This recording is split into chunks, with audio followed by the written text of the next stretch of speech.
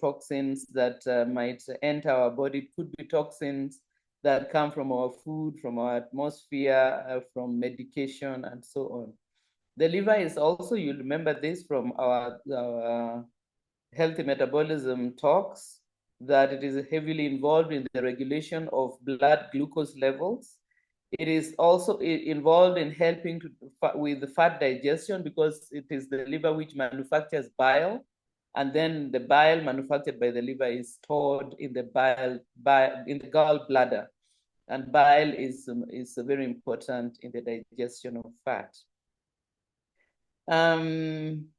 This means, and of course there are many others, but this is just to say that if there are problems in the liver, there's going to be disruption of many processes in our bodies, and we might not realize that they are all originating from one organ. And that is why our topic today is to support our liver so that it continues to do its many jobs well, and thereby allowing our metabolism, our metabolic processes to go on well. Another thing that I think I didn't mention there is that the liver recycles old red blood cells. So we recycle the red blood cells, and when the liver is not working well, the byproduct of red blood cell breakdown, which is called bilirubin, will accumulate, and that is what causes the yellow appearance of the eyeballs. But you can see the liver is also involved in recycling of some of the old cells.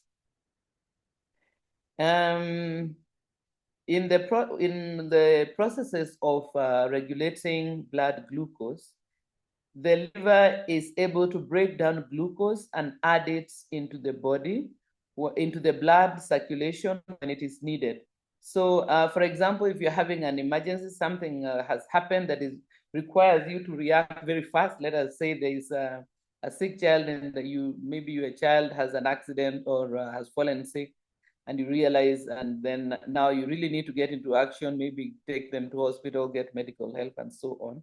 You will notice that your heart will start beating faster.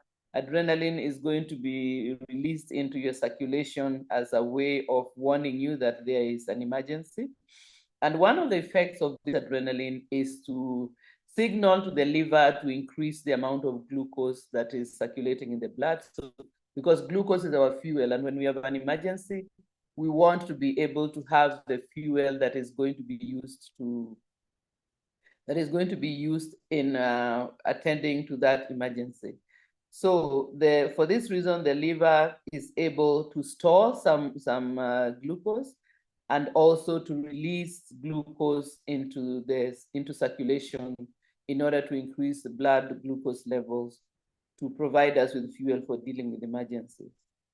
Apart from that, the liver also stores extra glucose, but it can also make new glucose from other nutrients. So for example, the liver can make glucose out of fat, and it can even make glucose out of protein in small amounts. This is when the need is very great, and maybe the alternatives are not so much. So the liver can actually do this in order to increase the amount of glucose that there is. But of course, also it can convert our glucose into fat and send it for storage. Unfortunately, certain issues can cause the liver to store a lot of fat within itself in the condition we call fatty liver. But just to say that the excess glucose is supposed to be converted into fat in the liver and then transported to fat cells, where they are then deposited as a storage reservoirs for energy. So this tells us that this liver is the master organ for balancing our blood glucose. So it is also in charge of ensuring that we have the fuel we need for energy, and we have stored fuel in the form of fat, which we can release back as active fuel in the form of glucose. That is all under the umbrella of the functions of the liver. Physiological injuries in the liver tend to occur gradually. So that is one thing. It doesn't happen all of a sudden, because the liver is a strong and robust organ, because the body knows that this organ is supposed to take care of the most dangerous things and the most urgent things in our systems. It's supposed to take care of detoxing.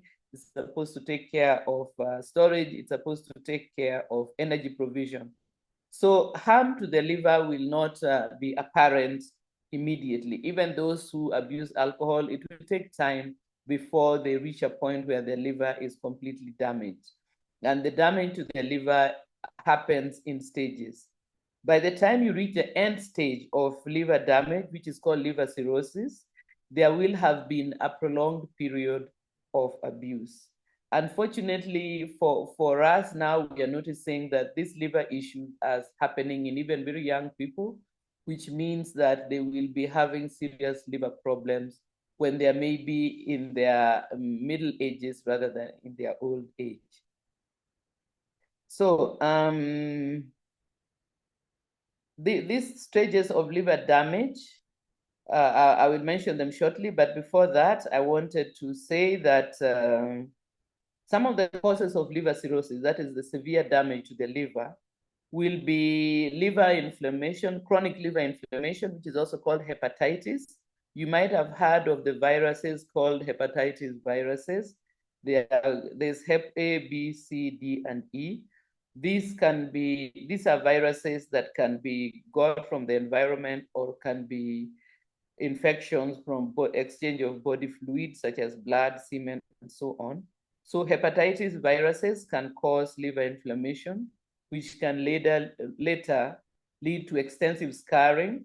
When the liver is being attacked like this, scars are going to form in the places where there is damage. And if this continues, there is going to be fibrous tissue, not very good tissue, scar tissue forming in the liver and replacing good liver tissue, which is functional. Another thing that can cause liver inflammation or hepatitis is autoimmune reactions. Some autoimmunity can affect liver tissues. Remember that autoimmunity can attack any tissue in the body, and that includes liver tissue. Of course, I already mentioned that another injury that causes severe liver damage is alcohol abuse. But lastly, of course, we have got non-alcoholic fatty liver disease, which is where there is insulin resistance and impairment of liver function, which progressively causes fibrosis or scar tissue in the liver, and later on is going to become cirrhosis. So you don't appear at cirrhosis at the beginning. It is a process that takes place gradually if we do not arrest the problematic habits or deal with the issue that is causing damage to our liver. Then I wanted to touch on insulin resistance. Although this is a topic we spoke about extensively some weeks ago, and this is because insulin resistance is one of the things that seriously interferes with the liver's functions. So remember, I said that the liver can make new glucose out of fats and proteins when it is needed. But when there is insulin resistance, this happens even when we do not need new glucose. When there is already glucose available from digestion and from storage, insulin resistance will upset things and the liver will start just making new glucose unnecessarily. That will be because if you remember what I mentioned about insulin resistance, it causes misfiring of the signals to the liver so that the liver does not do what it's supposed to do. It can do something which is harmful, and while it seems that it is the thing that is needed at that moment. Another thing that insulin resistance can cause is that it can cause the liver to convert glucose into fat, but instead of sending it to the fat cells, it stores it within itself.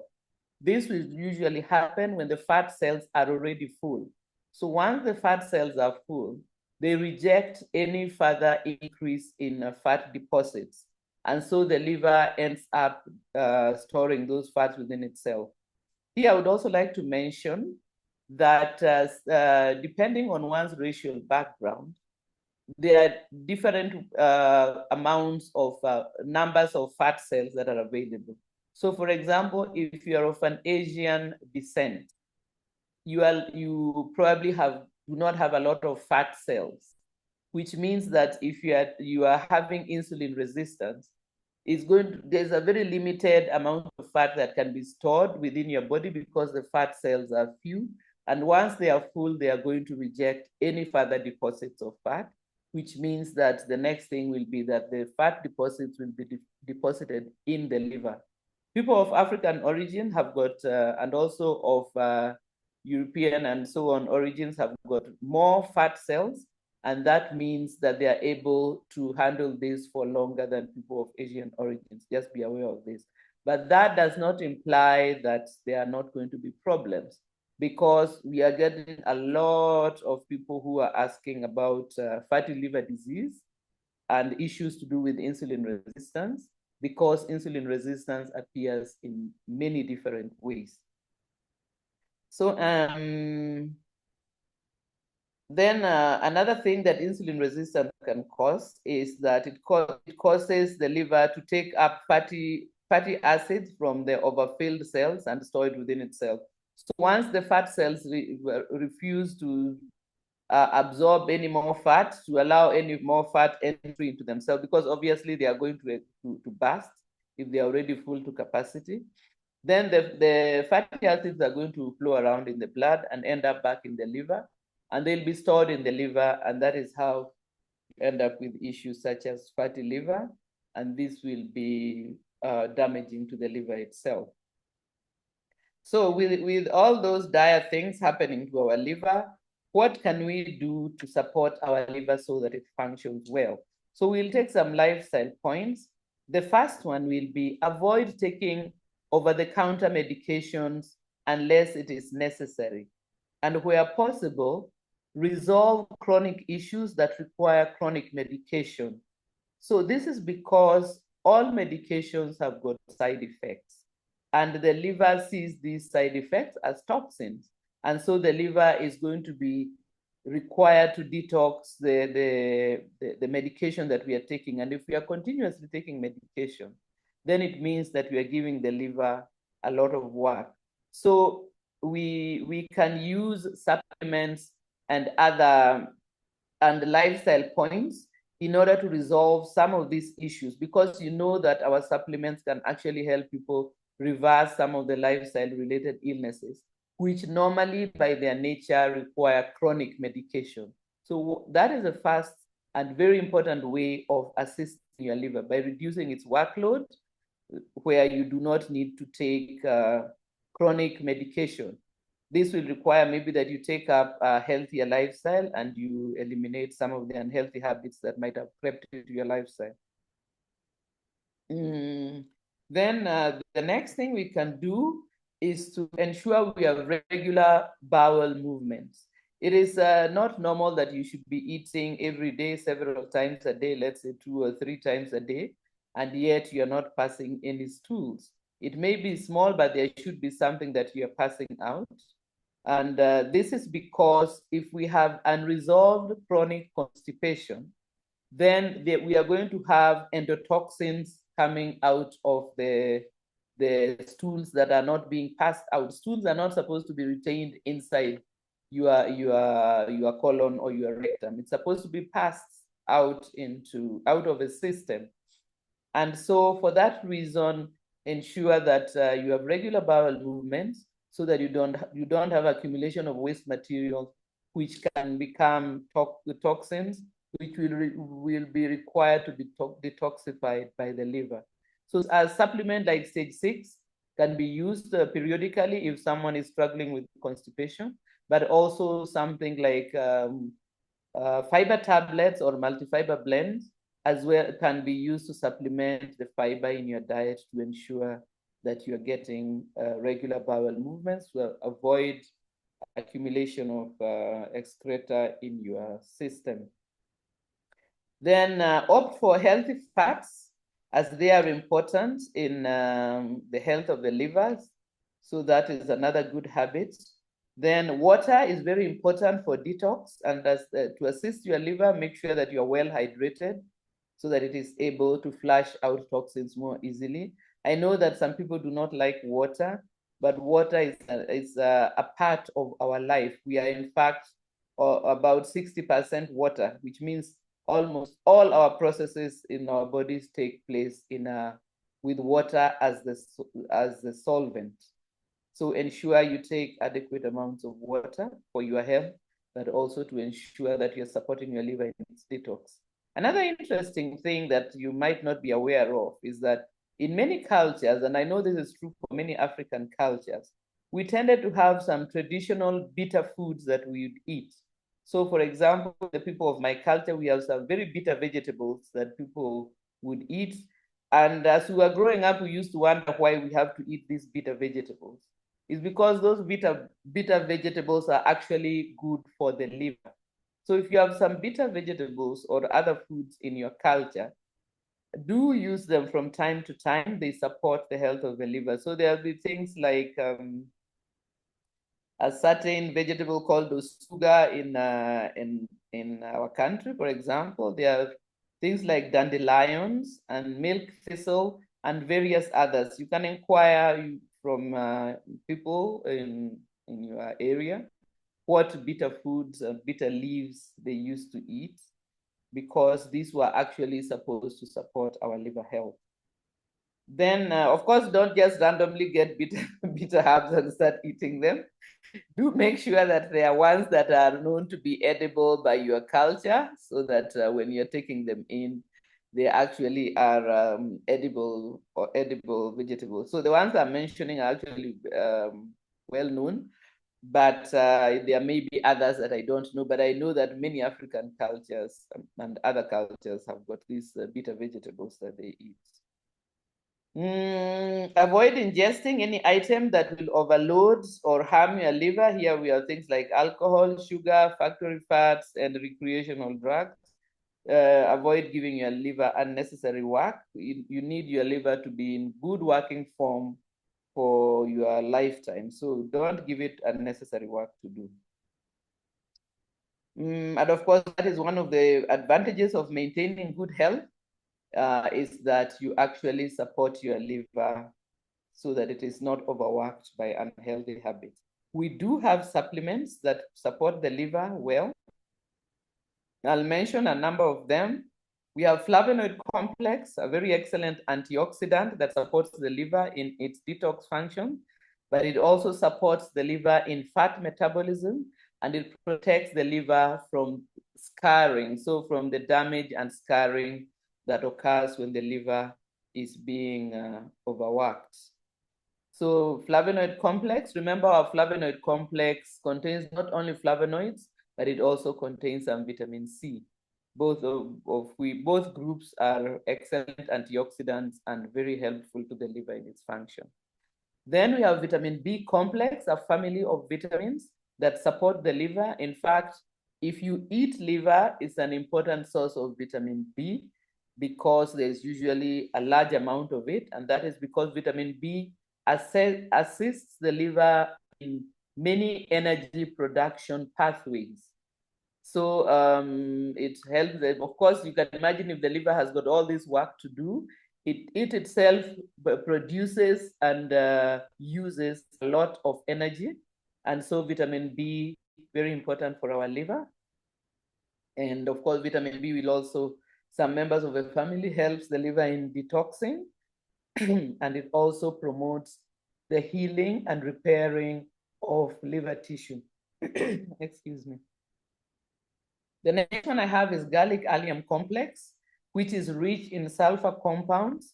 And these are also antioxidants and anti-inflammatory compounds that support liver health. Then we have another very important antioxidant. This is vitamin E complex or wheat germ oil. So we have wheat germ oil is rich in vitamin E, or we also have vitamin E itself. So this vitamin helps to protect liver tissue from damage, and it also retards the development of fatty liver issues. Then omega-3 plus, also very important, it slows down the buildup of fat in the liver. Another one that is slows down the rate of fattiness in the liver. It helps to balance cholesterols, Remember, the liver actually makes cholesterol. The majority of the cholesterol in our body is actually made by our body. But we need to balance it well by ensuring that we have omega-3 plus in our diet or in our supplementation. Omega-3 plus also supports the regeneration of liver tissue. Remember at the beginning I said that the liver is actually able to regenerate itself if it is not badly damaged.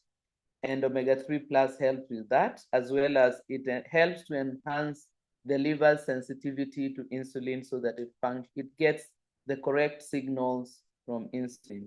And then finally, I have magnesium complex, which, as we know, is involved in very many metabolic pathways. So it is a part of many enzymes that are found at work in the liver. And therefore, it will improve the efficiency of the functioning of our liver, as well as slow down the progression of liver disease. So those are some of the supplements that we can add if we are not already taking them. Maybe we can take them from time to time if we don't have issues. If we have issues, then flavonoid complex, B complex, garlic allium, vitamin E, omega-3 plus, and magnesium will be the recommendation there. Remember also, excuse me, that a lot of the issues that we have mentioned to do with the liver have to do with metabolic problems. And many of them are rooted in excessive use of carbohydrates. If you have a familial tendency or history of these types of issues, you need to be careful about the amount of carbohydrates you take. Limit the amount of carbohydrate, the amount and quality of carbohydrates you take. Totally avoid refined carbohydrates. Make grain foods can be quite problematic, especially if they are ground into flour. So try to use whole grains and in limited amounts.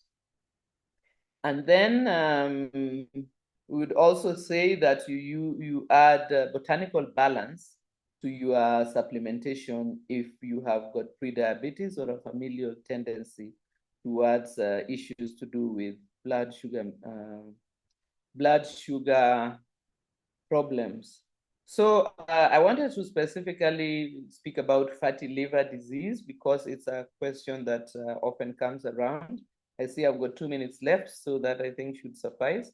So when we speak about fatty liver, we are speaking about infiltration of liver tissue by fat. So the liver tissue, if you've ever seen liver, it is not supposed to have visible fat, but when you have fatty liver, so maybe those of you who are aware of something called foie gras, it is a French food that is made from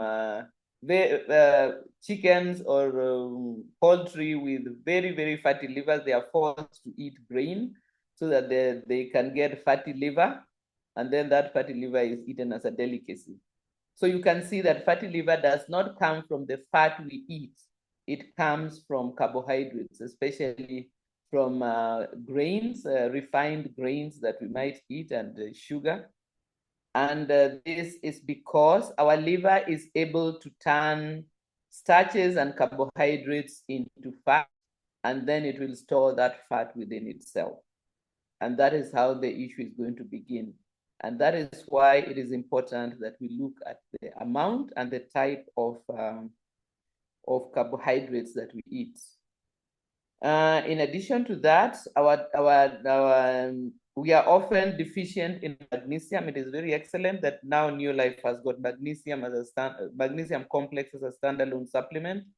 Very important for our metabolic health and other aspects of our health. As well as we tend to not have enough vitamin D because many of us work long hours. Usually when the sun is shining, we are indoors working. And because, especially we with a darker complexion, if we don't get enough exposure to sun, we are going to be deficient in vitamin D. Another vitamin D is actually a hormone-like vitamin and is involved in very many metabolic processes.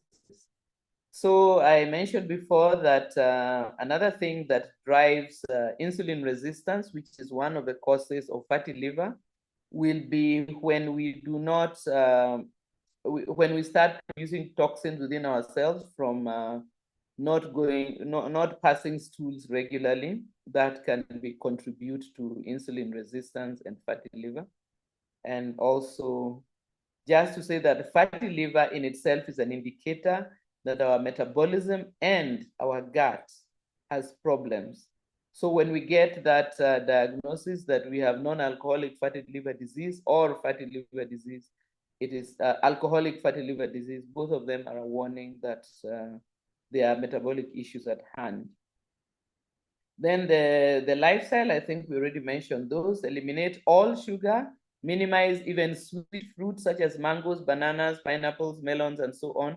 A lot of these fruits have been hybridized to have more and more sugar. So if you compare the original fruits that we used to have, they were not as sweet as the fruit we have now.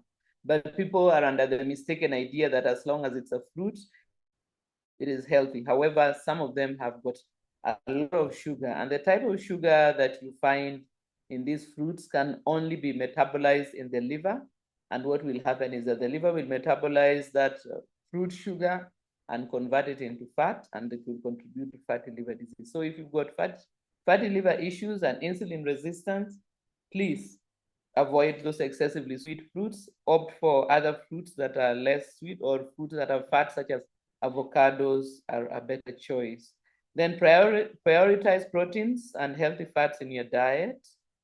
And then walk for 20 minutes after the main meal to help dissipate the nutrients that you have taken instead of storing them, and drink enough water. Then the supplements we'll recommend there will be, of course, the ones for a healthy liver, but more specifically, we can recommend for fatty liver, the fatty liver will recommend magnesium complex, botanical balance, and vitamin A plus D. So I will leave you with that for this evening, but not before I thank you very much for having spent the time and your data attending to our training this evening. I hope that you have found the information very useful and that you are going to be cautious about helping your liver to function well, because this is an extremely important organ. We often think about the importance of our heart, but we don't think about the importance of our liver. Of course, both are very important, but some tend to be neglected. So do take care of your liver.